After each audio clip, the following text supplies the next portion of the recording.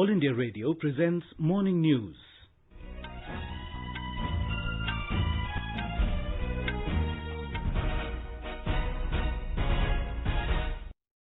Good morning, I'm Sunil Verma and with me is Sarabjit Kaur. The headlines. COVID-19 recovery rate improves to nearly 75% in the country. Film fraternity welcomes centre's decision to allow resumption of film and TV shootings. Railway says fresh tender for Vande Bharat Express trains to allow more than 50% local component. Government activates Adhaar authentication for new GST registration. Chhattisgarh and Puducherry abolish e-pass system for interstate or intrastate movement. And Saudi Arabia's state oil company Aramco suspends $10 billion China oil refinery project.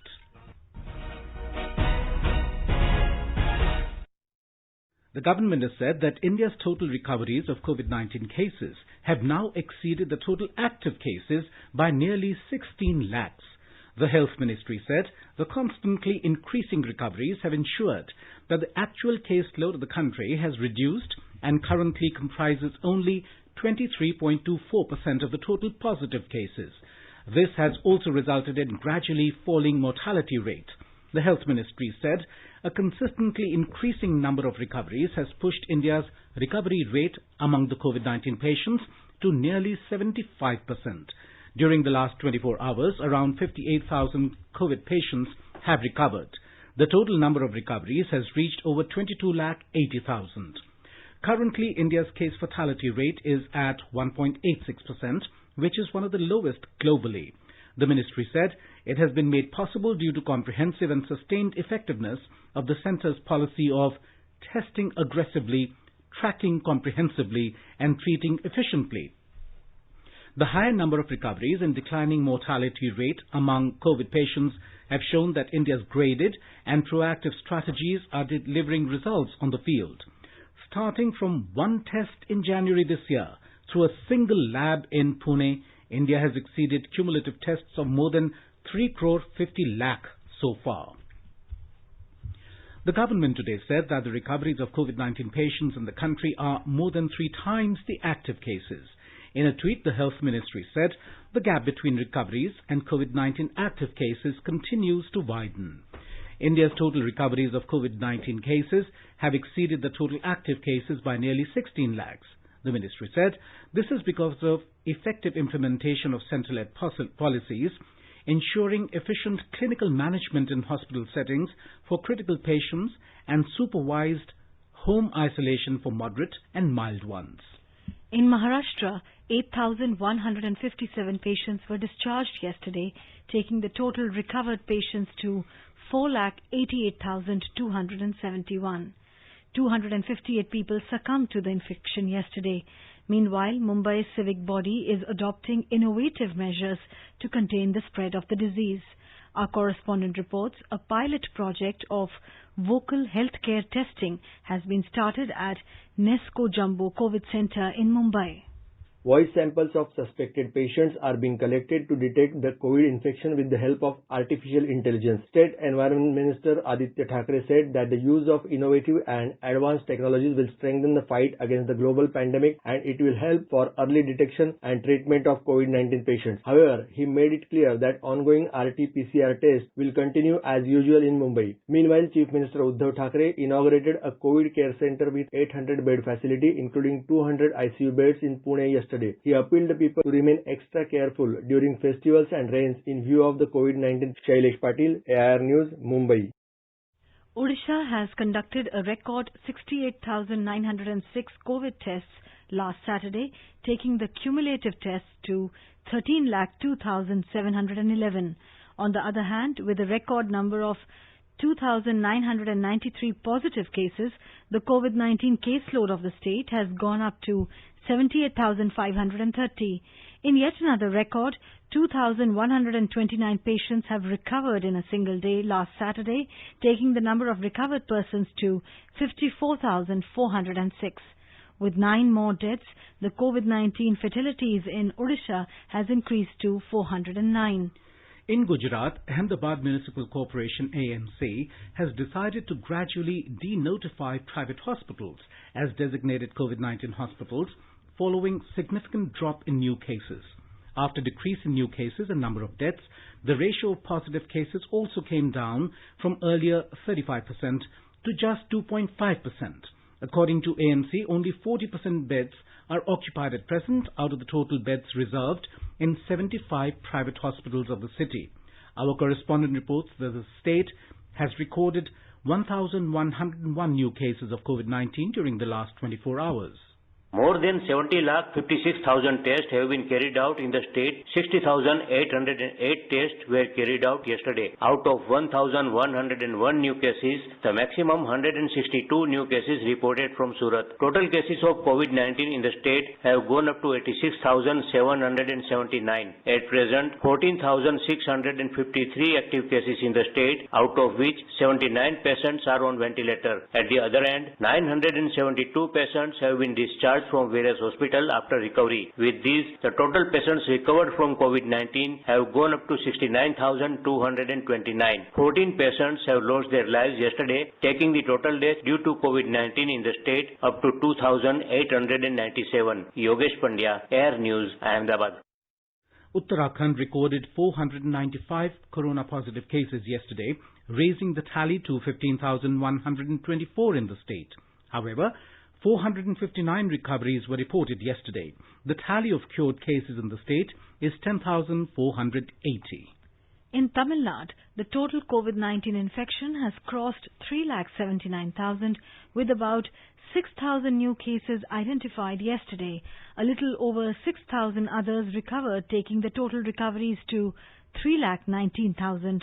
Meanwhile, the videos produced by the State Education Department are gradually gaining more popularity among school students. A report. The State School Education Department is running teaching sessions through a television arm called Kalvi TV and also through the private television channel. After the broadcast, the videos are being uploaded on YouTube and other technology platforms. An estimate says the video lessons have witnessed more than 1 lakh views in a short span of time. More than 750 videos have been uploaded so far and the number is growing by the day. During normal times, online educational contents were regarded mostly as value additions, but they have started assuming far greater roles during the lockdown. Jai Singh, AR News, Chennai. In Karnataka, 5,938 new COVID-19 positive cases were registered in the state during the last 24 hours, which takes the tally to 2,77,814. 4,996 COVID patients recovered and discharged from various hospitals in the state. The total number of recovered patients have gone up to 1,89,564. 68 COVID patients lost their lives and the total deaths have gone up to 4,683. More details from our correspondent.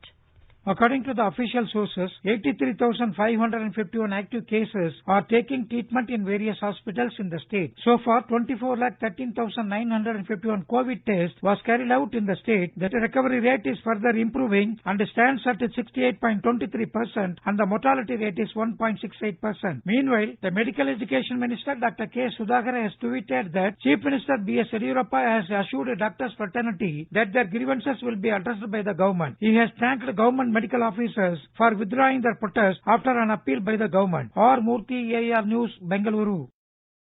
In Chhattisgarh, now e-pass will not be mandatory for travel within or out of the state. The state government has issued an order stating that e-pass for interstate or intrastate movement has been abolished. However, to control the spread of corona infection, e-pass can be used voluntarily for the purpose of contact tracing so that a record of travel history can be kept. However, the guidelines regarding quarantine of 14 days for the persons coming to Chhattisgarh from other states will remain in force. Puducherry administration has also abolished the e-pass system as per the orders of the Ministry of Home Affairs. According to a notification of the Puducherry government, there is no restriction on interstate and intrastate movement of persons and goods. It may be noted that e-pass system was introduced in all the states in the country following the outbreak of coronavirus pandemic. film fraternity has welcomed the centre's decision to allow shooting of films and TV programs. Noted filmmaker Subhash Ghai expressed his gratitude to the government for this decision. हम सब आभारी हैं industry की तरफ से अपने माननीय प्रधानमंत्री जी की, INB मिनिस्टर जावड़ेकर साहब और उनकी टीम की, जिन्होंने हमें आरंभ और शूटिंग करने की इजाजत फिर से दी है। हम वादा करते हैं आपसे कि हम प्रोटोकॉल को पालन करते हुए हम अपने देश में उस मनोरंजन की खुशहाली फिर से लेकर आएंगे। Lauding the decision, film director Rahul Ravel shared his thoughts. बहुत फायदेमंद होगी और आस्ते आस्ते ग्रेजुअली ये बहुत ही इजी हो जाएगा। और अब कोरोना के बाद तो ऐसे भी ये कोशिश होगी कि प्रोड्यूसर को जितनी फैसिलिटी मिल सके उतना मिल जाए शूटिंग करने का, चाहे वो स्टेट हो चाहे सेंट्रल हो। तो ये बहुत अच्छा काम हो रहा है। Another filmmaker and producer Mehul Kumar said that the move will help daily wage earners in the industry. बहुत ही अच्छे न्यूज है ये फिल्म इंडस्ट्री के लिए, क्योंकि हमारे कितने टेक्नीशियन जो पर डे पे काम करते हैं, जिनका घर उसके ऊपर ही चलता है, तो they all are very happy. हर एक के लिए अच्छा है, छोटे आर्टिस्टों के लिए, छोटे टेक्नीशियन के लिए, बड़े टेक्नीशियनों के लिए भी। और कितनी बड़ी बड़ी फिल्में हैं जो आधी बनी है, किसी की सिर्फ 8-10 दिन की शूटिंग बाकी है, तो काफी पैसा इन्वेस्ट होकर प्रोड्यूसरों का भी उसमें रुका हुआ है।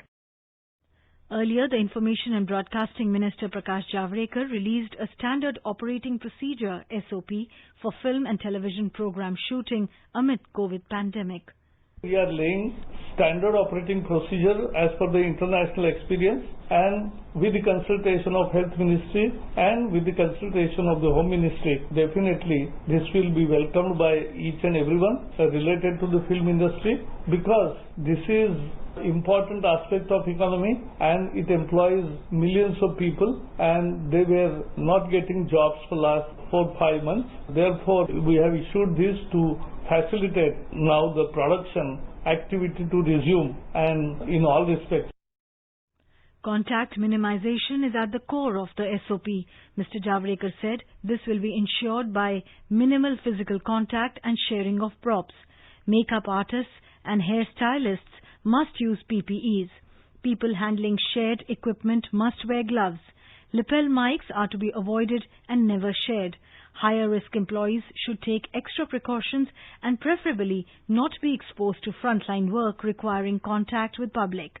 Using face masks is mandatory at all public and workplaces. In Assam, over 400 persons have donated plasma in the state.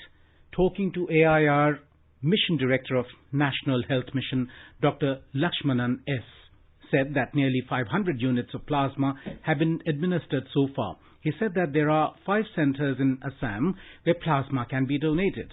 A recovered person can donate plasma after 28 days with certain conditions. Over 67,000 persons have been cured so far in the state. The U.S. Food and Drug Administration, FDA, has announced an emergency authorization for doctors to use blood plasma from recovered coronavirus patients as a treatment against the disease. The plasma is believed to contain powerful antibodies that can help fight off the disease faster and help protect people from being seriously hurt by it.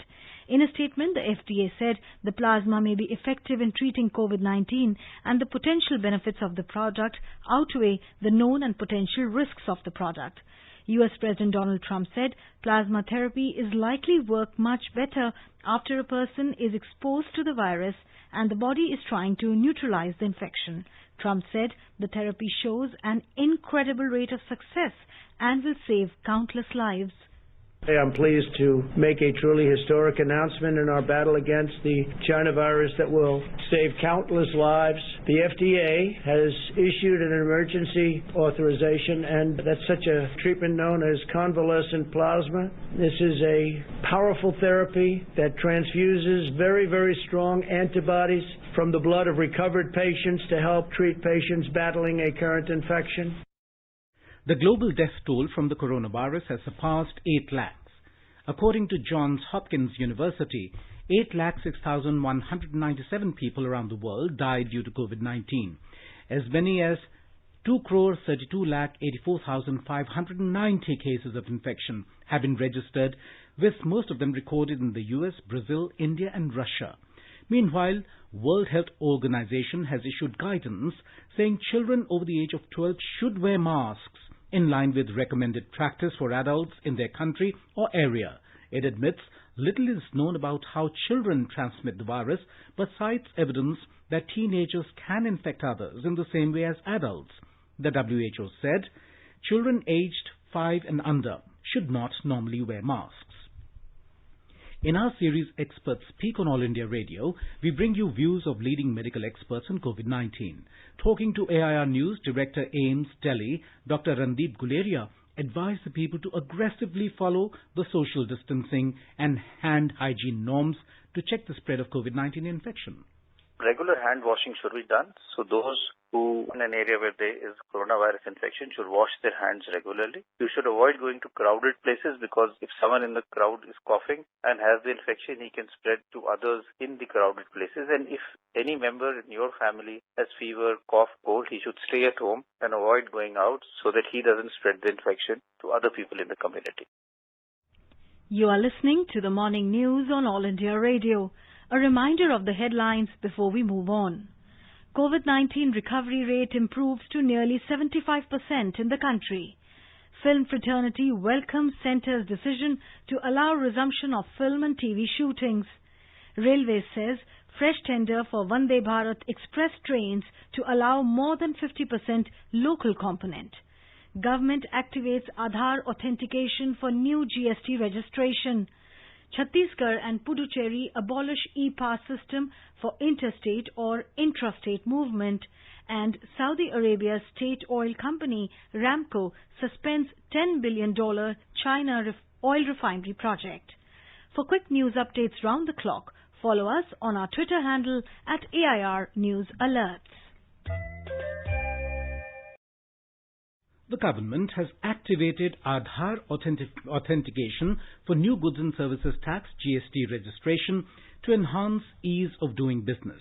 For those opting for Adhaar authentication, new GST registration will be issued within 3 working days and will not need to wait for physical verification. However, those not opting for Adhaar authentication will be granted registration only after physical verification of the place of business or documentary verification, which may take up to 21 working days or more.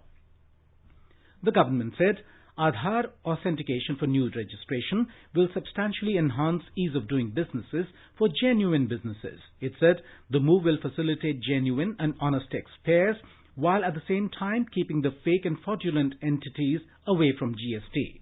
The facility of quick approval of GST registration through Adhaar authentication can be availed by all Indian citizens. The centre has written to state governments and UTs to include all eligible disabled persons under the National Food Security Act, NFSA 2013. The Department of Food and Public Distribution has advised all states and UTs to ensure that all disabled persons who are eligible as per identification criteria of beneficiaries under NFSA are covered under the National Food Security Act and they get their entitled quota of food grains under NFSA and Pradhan Mantri Gharib Kalyan Anna Yojana as per provisions of the Act. Those not covered should be covered with fresh ration cards to be issued as per the eligibility criteria. The department reiterated that disability is one of the criteria for inclusion of beneficiaries under Antodaya Anna Yojana households, as disabled persons are vulnerable sections of the society. Railways has said that new tender document for 44 semi-high-speed Vande Bharat trains will include provision for more than 50% local component. Addressing a virtual press conference yesterday, Railway Board Chairman V.K. Yadav said the new tender document will include provision for local component of more than 50 in line with the government's Atmanirbhar Bharat initiative. Earlier on Friday, Railways had cancelled the tender for manufacturing 44 Vande Bharat Express trains, which was floated last year. Mr. Yadav said, while evaluating the technical bids of tenders, the tender committee had noticed that some of the details of financial offers have been revealed in the technical bids. He said to maintain complete transparency, the tender committee has recommended cancelling this tender and inviting fresh tenders. While cancelling the tender, Railway Ministry had said that the fresh tender will be floated within a week as per revised public procurement order, which gives preference to Make in India.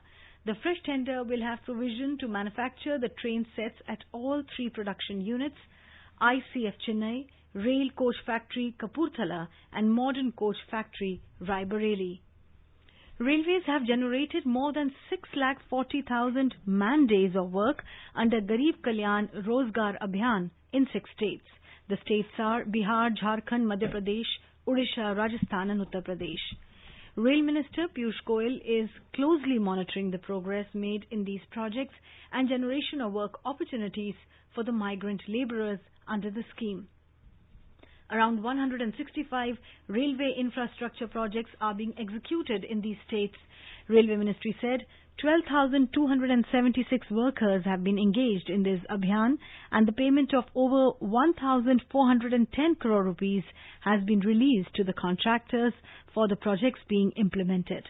Prime Minister Narendra Modi had launched this massive employment cum rural public works campaign named Garib Kalyan Rozgar Abhiyan in June this year to provide livelihood opportunities for the large number of returnee migrant workers affected by COVID-19. Congress Working Committee CWC, the highest decision-making body of the party, will meet in New Delhi today. In a tweet, Party General Secretary K.C. Venugopal said the meeting will be held through video conference at 11 in the morning. During the meeting, the leadership issue and the current political situation in the country is likely to be discussed. CBI sleuths questioned late actor Sushant Singh Rajput's friend Siddharth Pithani, cook Neeraj Singh and domestic help Dipesh Sawant at the DRDO guest house in Mumbai in connection with his death case. An official said these 3 persons who were present in the flat when Rajput was found hanging in his room on June 14 were questioned for about 5 hours. Uttar Pradesh Chief Minister Yogi Adityanath has announced 4 lakh rupees ex gratia to families of those killed by lightning strikes in Salon Tehsil of Raebareli district. Yesterday, 3 people were killed due to lightning in the district. A total of 1,090 villages in 16 districts of the state are affected by floods and 659 villages have been marooned. 15 teams of NDRF and 7 teams of SDRF and PAC flood platoon have been deployed in the flood-affected areas of the state for rescue and relief work. Major rivers of the region like Saryu, Gagra, Rapti and Sharda are flowing above the danger mark. Following Prime Minister Narendra Modi's message of self-reliance, a government office building has been constructed in Madhya Pradesh with public participation. The example set in Betul district is exemplary not only for the state but also for the country. A detailed report on this. Due to not having its own building of Deputy Director Agriculture Office in Betul district of Madhya Pradesh, farmers and other people had to face lots of trouble. Deputy Director Agriculture KP Bhagat told AIR that this office was operated in a small rented building in a residential area. हमारा उपसंचालक कृषि कार्यालय private building में लग रहा है और बहुत छोटी जगह है जिसके कारण हमारे कर्मचारियों को भी हमारे किसान भाइयों को भी परेशानियों का सामना करना पड़ता था. With a resolve to turn the disaster into an opportunity, Mr. Bhagat discussed with the staff about constructing a departmental building with public participation. As a result of this initiative, 30 lakh rupees were collected by public cooperation. The new building of the Deputy Director Agriculture Office, built in more than 7,000 square feet, was inaugurated on 15th August. कुछ समाज सेवी संस्थाओं ने और बैतूल जिले में जो कर्मचारी कृषि विभाग में नौकरी कर रहे हैं दूसरे जिलों में, तो उनसे भी हमने बात किया तो उन लोगों ने भी और हमारे कृषि विभाग के ऐसे साथी जो रिटायर हो गए उन्होंने भी हमें सहयोग किया है. Now in this newly constructed building, apart from the Deputy Director Agriculture Office, many other government offices will also be operated. With Mayank Bhargav from Betul, Sanjeev Sharma, AIR News, Bhopal. Prime Minister Narendra Modi paid tribute to senior BJP leader and former Finance Minister Arun Jaitley on his death anniversary today. In a tweet, Mr. Modi said, "On this day last year, the country lost Arun Jaitley." Prime Minister said Arun Jaitley diligently served the country. Mr. Modi said Arun Jaitley's wit, intellect, legal acumen and warm personality were legendary.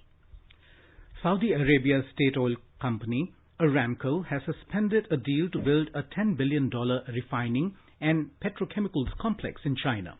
Aramco decided to stop investing in the facility in China's northeastern province of Liaoning due to uncertain market outlook. The oil price crash and Corona's impact on energy demand have changed the calculations for energy companies' projects around the world. Aramco plans deep cuts to its capital spending as it tries to maintain a $75 billion dividend amid low crude prices and rising debt. The kingdom, Aramco's main recipient of those dividends, is suffering a major squeeze on its public finances. The joint venture was signed when Crown Prince Mohammed bin Salman was in Beijing in February last year. In Kargil, Mohammad Javed from Pashkum Kargil is putting his efforts to pass on his professional talent of football to the young generation for the last 6 years. Since then, 25 under-18 players and 12 under-15 players have joined hands with him and are getting professional football training. Referring to the ongoing Fit India Freedom Run campaign of the Ministry of Sports, Javed said that his players are taking benefit of this lockdown and trek more than 1.5 kilometers daily to train themselves. And now let us take a look at today's weather update. The national capital Delhi may witness generally cloudy sky with light rain. The minimum temperature was recorded at 26 degrees Celsius and the maximum will be around 34 degrees. Mumbai will experience a generally cloudy sky with moderate rain. Minimum temperature is 26 degrees Celsius. Maximum will be around 30 degrees. Chennai will have a generally cloudy sky with light rain or drizzle. The temperatures will hover between 27 and 34 degrees Celsius. Kolkata will have generally cloudy sky with 1 or 2 spells of rain or thunder showers. The minimum temperature was 26 degrees Celsius, while the maximum will be around 32 degrees. In the Union Territory of Jammu and Kashmir, the minimum temperature in Jammu was 26 degrees Celsius, while the maximum will be around 34 degrees Celsius. In Srinagar, the minimum temperature was 17 degrees, while the maximum will be around 34 degrees Celsius. In Gilgit, the temperature will hover between 18 and 37 degrees Celsius. The city will have mainly clear sky. In Muzaffarabad, mainly clear sky becoming partly cloudy towards afternoon or evening or night. The minimum temperature was 20 degrees Celsius, while the maximum temperature will be around 35 degrees. In Dehradun, the temperature will hover between 24 and 32 degrees Celsius. The city may have generally cloudy sky with a few spells of rain or thunder showers. In Hyderabad, the minimum temperature was 23 degrees Celsius, while the maximum will be around 32 degrees. Generally cloudy sky with 1 or 2 spells of rain or thunder showers are expected. Guwahati will have a generally cloudy sky with light rain. The minimum temperature in the city was 26 degrees Celsius, while the maximum will be around 34 degrees. Itanagar will also have a generally cloudy sky with 1 or 2 spells of rain or thunder showers. And now an overview of today's newspapers. The top headline in the Indian Express reads, "Facing dissent within, Sonia offers to quit, sets off chorus of support for herself, Rahul. Congress a divided house ahead of CWC meeting," writes the Statesman. The Pioneer Court's BJP chief JP Nadda is saying that Nitish Kumar will lead BJP, JDU, LJP in Bihar polls. For the first time, farm sector set to grow even as GDP sees a contraction, reports the Indian Express. Government issues SOPs. Film, TV shooting can restart, writes the Asian Age. Hindustan Times points out that these are possible with riders. Quoting the Union Health Ministry, the Tribune reports India's COVID recovery rate has improved to 75%, while the case fatality rate has reduced to 1.86%. The Hindu carries a statement by Union Health Minister Harshvardhan that India's COVID-19 vaccine will be available by year-end. Hindustan Times quotes India's Chief of Defence Staff as saying on China, military option on table if talks fail.